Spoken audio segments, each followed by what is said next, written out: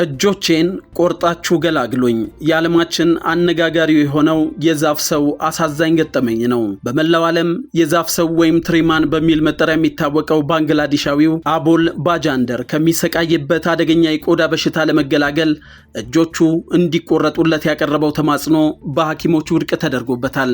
ኤፒዶርሞዲስ ፕላሲያ ቬሮሲፎርሚስ በሚባል እጅግ አደገኛ የዘር ውርስ በሽታ ምክንያት በእጆቹና በእግሮቹ ላይ እንደ ዛፍ ቅርፊት ያሉ ጠንካራ ቁስሎች ይበቅሉበታል። እንደ አውሮፓውያን አቆጣጠር ከ2016 ጀምሮ ባደረጋቸው ከ25 በላይ ቀዶ ጥገናዎች በኪሎግራም የሚቆጠር ቅርፊቶች ቢወገዱለትም በሽታው በየጊዜው እያገረሸና ይበልጥ እየጠነከረ በመመለሱ ለከፍተኛ ስቃይ ተዳርጓል።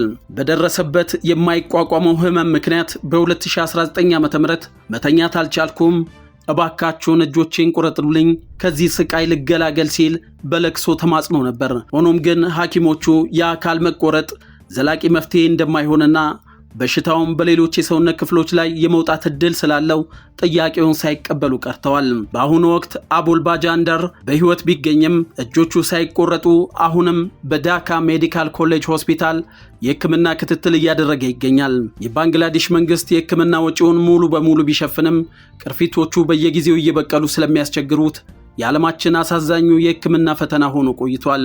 አንድ ሰው ሊሸከመው የሚችለውን የመከራ ጥልቀትና ዘላቂ መፍትሄ የሌለው የዘር ውርስ በሽታ የሚያስከትለው ስቃይ ለዓለም ህዝብ በግልጽ ያሳየነውም ተብሎለታል።